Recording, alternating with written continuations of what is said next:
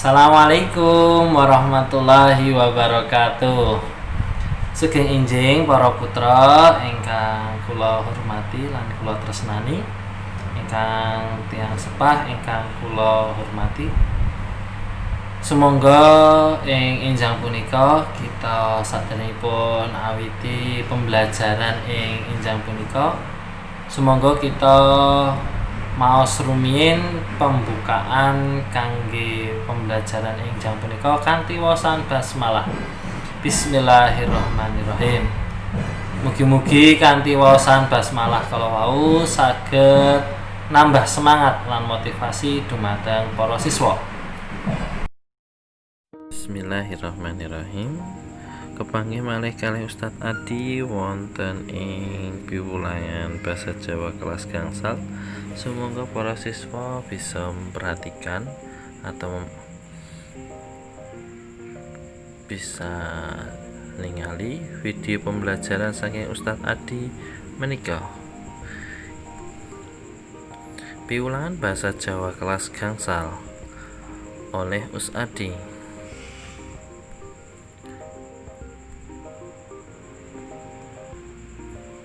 Saderengipun mlebet bab ketiga kalau wingi alhamdulillah Ustadz Adi bisa laporkan untuk hasil PTS. Alhamdulillah untuk siswa-siswi MIM PKK Kartasurah khusus pun kelas gangsal untuk nilainya alhamdulillah mendapatkan nilai bagus. Nah, sehingga ini Ustadz Adi akan melanjutkan ke bab 3. Bab 3 wonten piwulangan ing enjang punika. Materi pun inggih punika. Indikator pertemuan pertama, mengidentifikasi kata sulit dalam teks deskriptif tentang peristiwa alam. Ingkang nomor kalih, mengartikan kata sulit dalam kalimat. Ingkang nomor 3, menjawab pertanyaan tentang isi tembang. Ingkang nomor 3, menjawab pertanyaan tentang isi tembang. Nomor 4, mengungkapkan isi teks secara lisan. Ingkang nomor gangsal, merasakan keprihatinan terhadap musibah yang terjadi. Jadi di bab 3 ini Ustadz Adi akan memberikan pembelajaran tentang ini ya, 5 ini. Nanti bisa Ustadz Adi tambahkan satu lagi berkaitan dengan membuat karangan ya. Membuat karangan itu bagaimana? Nah, itu di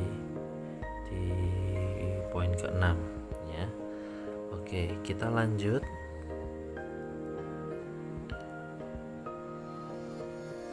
Masuk ke materi yaitu moco teks. Moco teks yang Ustadz Adi akan sampaikan. Jangan lupa untuk anak-anakku semuanya dipersiapkan dulu ya bukunya. Tetap buku pendamping harus tetap dibuka. Sumangga kita simak teks waosan kang ana ing buku teks ingkang irah-irahan ana 28 desa kekurangan banyu kang ana ing halaman 33 lan sumangga para siswa mirengake piwulangan video pembelajaran saking Ustadz Adi kangge nambahi pemahaman dumateng teks paragraf ingkang irah-irahan ana 28 desa kekurangan banyu. Monggo Ustadz Adi bahasa Indonesia kan dulu ya. Untuk pelajaran pertama kita adalah membaca teks. Mari kita simak dulu ya teks berkaitan dengan bacaan yang ada di buku teks yang judulnya adalah ada 28 desa yang kekurangan air yang ada di halaman 33. Dan mari para siswa sebelum nanti membaca berulang-ulang, mari diperhatikan video pembelajaran dari Ustadz Adi yang akan Ustadz Adi bacakan teksnya terlebih dahulu. Kita lanjut nggih. Tulodenya ini. Oke, di ini langsung Ustadz Adi bacakan saja. Ada 20 ono 28 desa kekurangan banyu. Warga ing Kabupaten Banjarnegara wiwit kekurangan banyu resik kanggo kebutuhan saben dina. Nganti dina iki wis ana pirang-pirang desa kang resmi nyuwun kiriman banyu resik. Anggone ngirim di tindakake manut jadwal ngendikane Kepala Pelaksana BPBD Banjarnegara Tursiman. Ustadz Adi Basa Edosakan ada 28 desa yang kekurangan air, itu judulnya ya, atau irah-irahannya. Kalau di sini disebutkan di paragraf pertama itu warga di Kabupaten Banjarnegara sudah memang kekurangan air, sehingga meminta bantuan kepada pemerintah khususnya lewat Kepala BPBD Banjarnegara untuk mengirimkan bantuan berupa air bersih gitu. Kita lanjut di paragraf kedua nih. Adhedhasar hasil rapat koordinasi ing kantor sekretaris daerah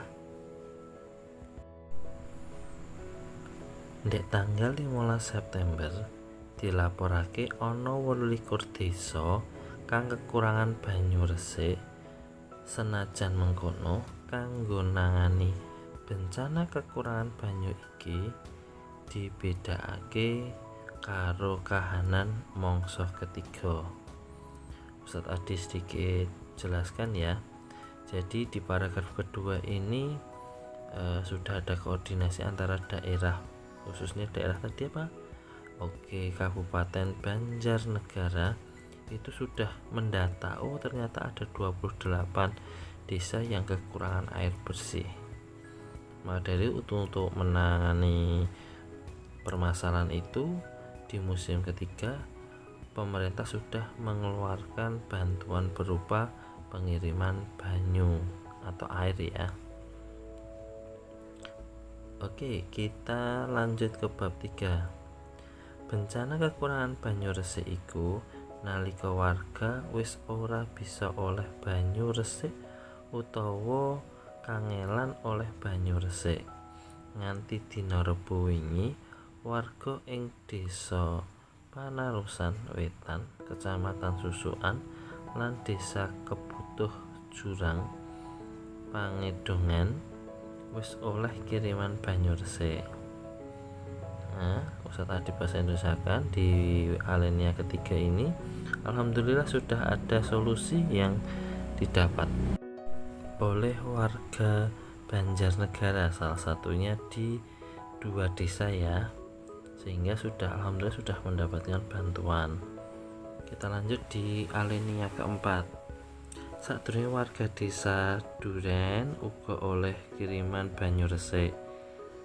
Telung desa iku wis ngajakake panyuwunan kiriman banyu secara resmi. Kiriman banyu sedina bisa 2 tekan 3 tangki. Amarga kendaraan kang winates iku dadi alangan kanggo ngirim banyu, mula banjur dikirim secara giliran ya. Ustadz Adi jelaskan dulu ya, karena di sini sudah ada beberapa 3 desa yang sudah diberikan solusinya, yaitu sudah dikirimkan air bersih, tetapi karena terkendala tangki yang terbatas sehingga kiriman ini memang tidak bisa setiap hari dan setiap saat bisa datang. Paling dijadwal bisa 2 atau bisa 3 tangki dalam satu hari. Oke ya, itu pun secara bergilir. Kita lanjut. Ini lanjutannya. Kejaba desa-desa kang wis mlebu ana ing sajrone peta rawan kekurangan banyu, isih ana desa liya kang kekurangan banyu, yaiku Desa Rakitan, Kecamatan Madukara. Nah, jadi ada beberapa memang desa yang memang sangat kekurangan. Salah satunya di Desa Rakitan, Kecamatan Madukara. Kita lanjut. Kepala Seksi Kedaruratan dan Logistik ing Badan BPBD ya, Banjarnegara M Zuhri nambahake sejatine pihake ngajab bisa ngusadani kekurangan banyu iki kanthi cara liya, umpamane gawe sumur bor utawa pipanisasi banyu resik. Nanging bab kuwi kudu dianakake survei luwih dhisik. Itu dijupuk saperlune saka Surat Merdeka tanggal 20 September 2014 ya. Itu untuk ini sebenarnya ada beberapa solusi, tidak hanya dengan tangki, sebenarnya sudah ada solusi lain, yaitu bisa membuat sumur bor dalam atau dengan pipanisasi. Jadi PDAM ya, pabrik daerah untuk air minum ya. Itu ini diambil dari Suara Merdeka tanggal 25 September 2014. Kita lanjut ke materi selanjutnya. Nah, ini anak-anakku semuanya tadi sudah membaca teksnya ya, dibaca berulang-ulang. Sekarang kita akan mengidentifikasi kata-kata aurat atau penting saking paragraf. Ingkang sepisan wonten ing teks tembung kala wau saged dipun pelajari ukara kang dadi aurat utawa sulit. Ya, Ustaz Adi artikan di dalam Ustaz Adi sudah membacakan tadi kan ada beberapa memang kata-kata yang sulit ya. Contoh yang ini. Desa tegese dusun, kumpulan pomahan, atau desa itu ternyata kumpulan dari rumah-rumah ya. Itu ya, ini tegese atau artinya. Sekarang kalau dibuat ukara utawa tembung ya, kalau kita membuat bentuk kalimat bagaimana ya? Oke, kita lihat ya contohnya. Nah, ini Desa Sela iku lokasine antawise Gunung Merapi lan Gunung Merbabu. Ini contoh kalau kata desa itu dibuat sebuah kalimat yang artinya gini. Desa Selo atau Desa Selo iku lokasine atau letaknya ada di antara Gunung Merapi lan Gunung Merbabu. Nah, untuk yang kedua ini, mari coba para siswa bisa latihan gawe ukara saka ukara penting kang ana ing ngisor iki. Minangka para siswa bisa niru tuladha kang ana ing dhuwur. Jadi anak-anakku semuanya nanti silahkan dicoba untuk latihan membuat ukara atau membuat suatu kalimat ya dari kata-kata penting yang sudah Ustaz Adi tuliskan di sini. Jadi nanti teman-teman bisa mencontoh yang ada di atas. Oke, langsung saja. Oke, yang pertama winates itu Ustadz Adi sudah memberikan artinya tegese terbatas. Monggo tadi kan desa tegese dusun, winates tegese terbatas. Monggo para siswa saged latihan damel ukara utawa tembung dari kata atau dari tembung winates ya. Itu yang pertama. Yang kedua, mangsa ketiga tegese musim kemarau. C. Ngajeb tegese harapan. D. ngusadani tegese diusahane. Ya, hanya 4 itu saja untuk para siswa belajar membuat ukara atau tembung dari kata-kata yang sudah Ustadz tadi tuliskan ini ya, nggak usah banyak-banyak ya. Itu untuk latihan anakku semua pada hari ini. Kita lanjut. Oke. Nah, ini sekarang kita akan masuk ke slide selanjutnya. Ngandharake isi teks. Ngandharake itu artinya menceritakan isi teks. Bagaimana sih cara kita menceritakan isi teks? Oke, kita lanjut. Cara identifikasi pokok isi kang ana ing bab kepengker tasih kemutan nggih. Ustaz tadi bacakan bahasa Indonesianya. Anak-anak kan kemarin di pertemuan sebelumnya kan sudah pernah Ustadz Adi jelaskan tentang bagaimana mencari pokok isi ya dalam suatu bab. Nah, di bab ini sudah ada. Nah, ngandharake isi teks ini hampir sama dengan mengidentifikasi pokok isi ya. Ini ya, cara ngandharake isi teks ugi sami caranipun minangka cara identifikasi pokok isi wonten ing paragraf. Monggo kita review sekedap nggih untuk cara identifikasi pokok isi paragraf. Oke, paling sami. Selisihnya hanya sedikit. Oke. Yang pertama utawa sang pisan ya, coba diwaca teks kanthi tememen. Nomor loro, coba dipahami isi ceritane babagan apa. Nomor telu, coba diidentifikasi tembung kang ana ing paling ngarep atau tembung kang ana ing mburi dhewe saben paragraf.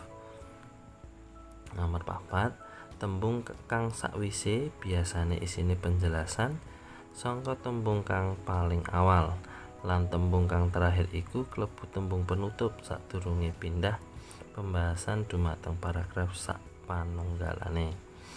Nah, jadi Ustadz Adi bisa jelaskan ya, sebelum kita mengidentifikasi pokok isi atau kita membuat cerita isi, kita harus satu. Yang pertama harus membaca teks sampai benar-benar paham. Yang kedua, kita harus memahami ceritanya atau identifikasinya itu tentang apa, materi tentang apa. Yang ketiga, baru kita identifikasi bisa dilihat biasanya di paragraf pertama atau bisa di paragraf juga di paragraf terakhir, tapi kebanyakan untuk ide pokok atau pokok isi itu bisa ada di awal ya. Itu kalau untuk paragraf atau tembung kalimat yang lain itu biasanya setelahnya itu adalah penjelasan ya, penjelasan, dan yang terakhir biasanya ada penutup juga, kata-kata penutup. Oke, kita lanjut.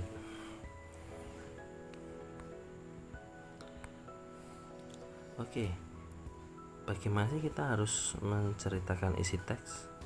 Oke ya, ini kalau untuk belajar mungkin tadi sudah kita review sebentar ya. Sekarang waktunya untuk anak-anakku semuanya bisa latihan. Tadi sudah ada latihan 4 membuat tembung atau ukara ya. Kalau sekarang anak-anakku semuanya kita latihan dulu, latihan nyeritakake isi teks yang ada di buku paket halaman 36 dan 37 ya. Tidak usah banyak-banyak, sebisanya diambil adalah pokok isi ada di awal dan di akhir ya. Silahkan anakku semuanya membuat latihan itu untuk melatih anak-anak biar lebih pandai dalam membuat kalimat, tidak hanya di bahasa Jawa tapi nanti bisa membantu anak-anak dalam memahami di mata pelajaran bahasa Indonesia dan lainnya. Oke ya, kita lanjut.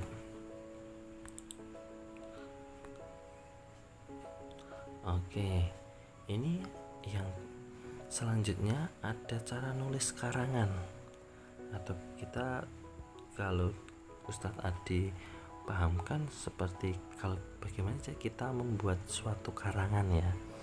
Nah, sebelum kita membuat karangan, apa sih yang harus disiapkan? Oke, ini ya, kita lanjut. Yang pertama, cara nggawe karangan. Yang pertama, atau sepisan nentokake topik karangan. Bagaimana cara menentukan topik karangan? Oke, ini topik karangan bisa ditentokake saka kedadian kang ana ing lingkungan sekitar. Contoh, kesadaran membuang sampah, atau reboisasi, atau penggundulan hutan dan sebagainya. Itu bisa salah satu menjadi topik permasalahan yang akan diangkat saat kita membuat karangan ya. Oke, kita lanjut. Engkang nomor kalih, gawe cengkorongan karangan atau membuat kerangkanya ya, kerangka karangan. Terus kerangka karangannya bagaimana? Oke, ini dia. Cengkorongan karangan ugi sami damel cengkorongan pidato. Namung cengkorongan karangan iku dumadine sangka pirang-pirang alinea. Ustadz Adi jelaskan ya. Jadi untuk kerangka karangan itu sebenarnya tidak jauh berbeda dengan